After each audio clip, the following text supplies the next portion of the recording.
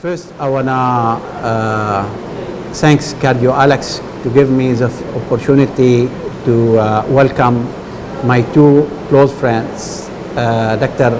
Urban Mays from Hassel Hospital in Belgium. It's a small hospital, a small city in Belgium, and with a big facility hospital, 10,000 bed hospital. We need microphone. We are. What I have to do here? I have to give floor for them. Can we put? Here. I have to buy. Okay. So, welcome, Professor Mays in CardioAlex.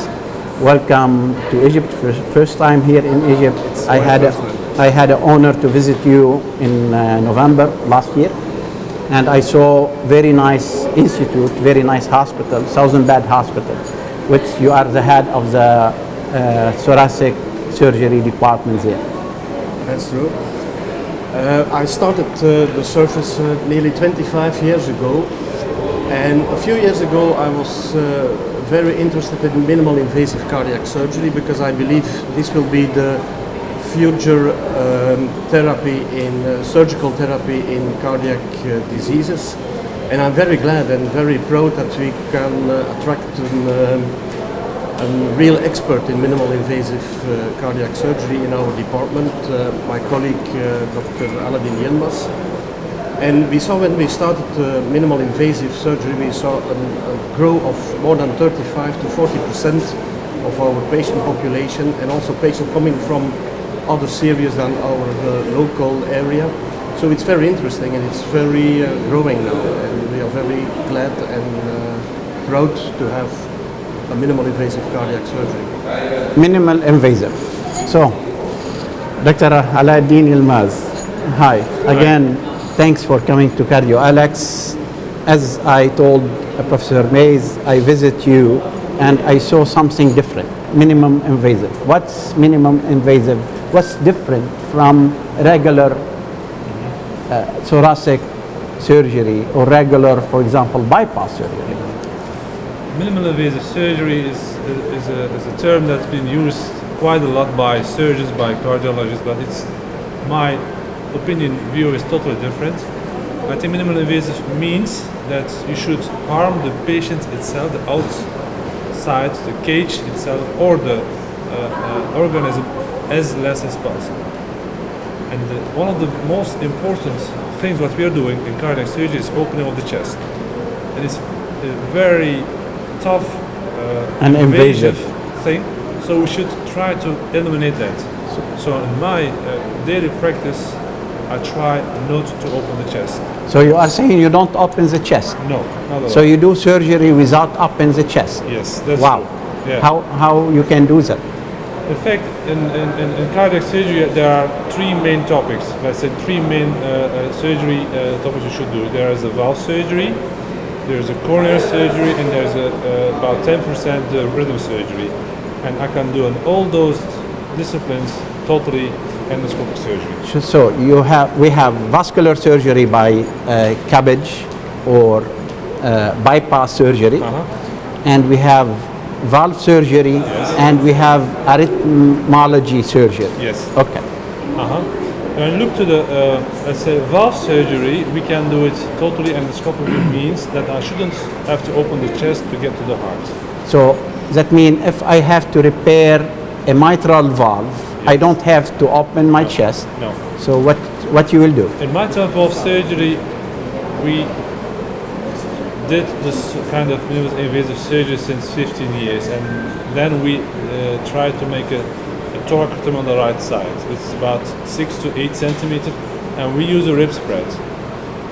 I'm also doing lung surgery. I've shown that those patients have a lot of pain post-operative. They said I shouldn't do any wound. So I started to do really endoscopic, meaning I put 3 small holes of 5 millimeters or maximum 1 centimeter and bring in tubings in the thoracic cage, and I can operate a patient with just camera and long special instruments. So I'm listening well. You said only 3 holes. Yes. So no more open sternal, Or no more thoracotomy. open Thoracotomy. thoracotomy, only small 3-hole, and we get valve repair. Yes. Wow, Yes. wow. And this procedure is doing only in your hospital, or there is some hospital worldwide is doing this procedure? I invented this procedure about 2 years ago, and till now I'm the only one using or doing this procedure, and I'm training also other people, but there is no center in the world that performs this procedure. So your center, it's the only center who do endoscopic valve repair, endoscopic, totally endoscopic bypass surgery. That's another thing. Total endoscopic bypass surgery is really, we are the only one in the world, of course. There is robotic surgery, and still in robotic surgery there's a kind of a small wound. And we, since few months, we are doing a totally endoscopic surgery, meaning for coronary bypass, where you always have to open the chest, or a thoracotomy with rib spread. We can do it with just 4 holes of 5 or 10 millimeters, and that's it. Wow. How about arrhythmia? Arrhythmia Yes, sir. surgery is again another topic. I'm also have an invention on it. I've done in 2006 the first worldwide totally endoscopic arrhythmia surgery, and nowadays I can do my arrhythmia surgery by just on one side, again with 3 holes, 5 millimeters. So if I have to do a maze surgery, maze procedure, Yes. I don't have to again No, open. no. It's completely endoscopic. That's true. When you come to my center and you have any kind of surgery, cardiac, I will say, I will not open your chest, don't worry. And I Wow. will find a way to do it endoscopy. Wow. So this is a message that we have to give out here for all cardiologists in the Middle East. We have a center in Hasselt in Belgium where they don't do sternotomy, they don't do any more open chest for cardiac surgery. They do it completely endoscopically, whether bypass surgery, valve repair, or any arrhythmia. So this is really a breakthrough here to hear that, and this is a message to all cardiologists in the area. Thank you very much. Thank you. Thank very you. much for being here.